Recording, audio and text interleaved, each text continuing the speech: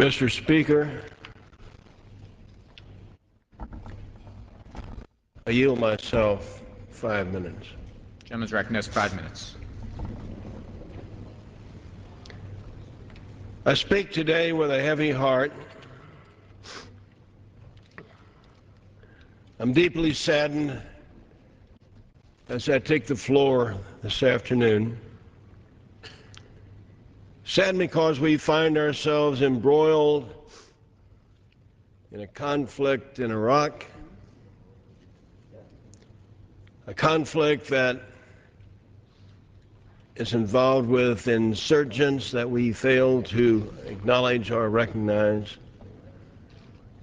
a conflict that is overlaid by sectarian violence between the Shiite Muslims on the one hand and Sunni Muslims on another. Mr. Speaker, this is a great American tragedy. The mission of this Congress is to urge the change of course.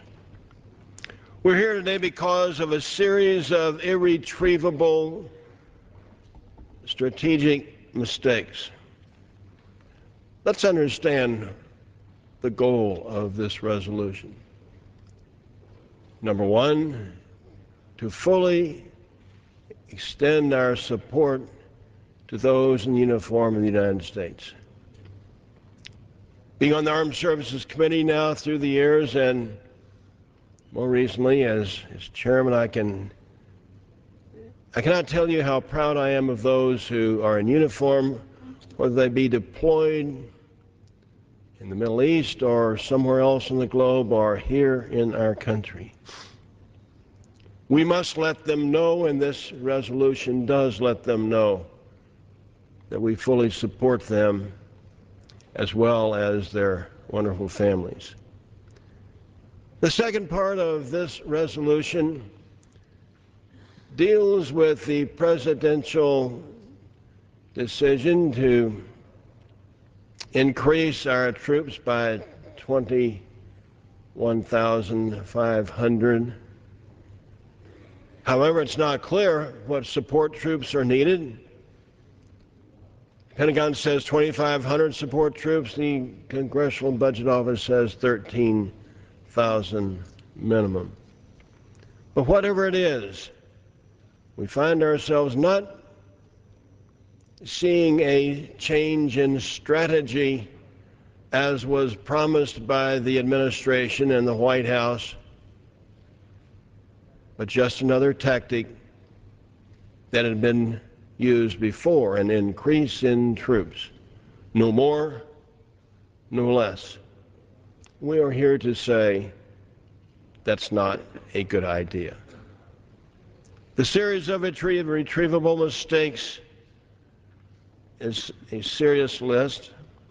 The skewed intelligence that we receive from the Defense Department, Office of Special Plans.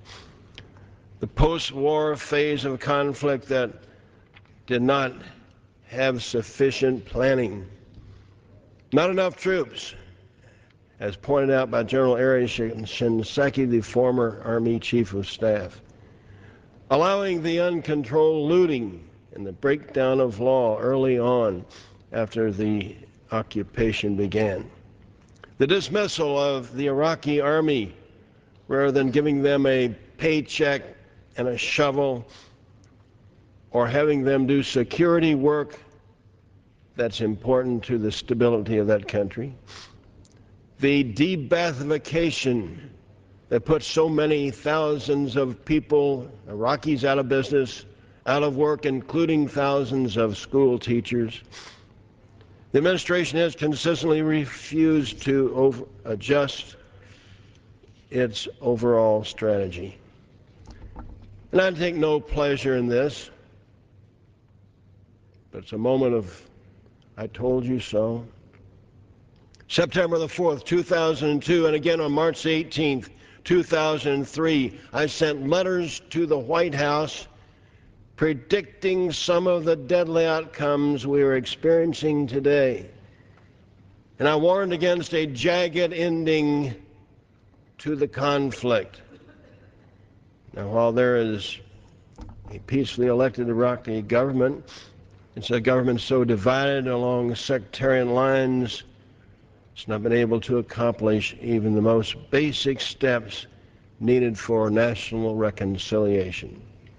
And now we have the President's plan for a troop increase, which is a tactic that we do not approve.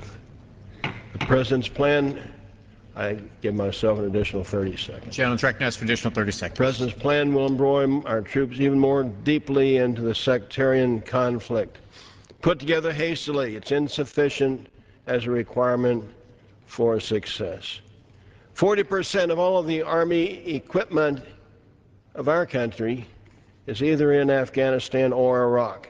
The readiness of our troops is in peril. We're stretching the Army and the Marine Corps to the breaking point.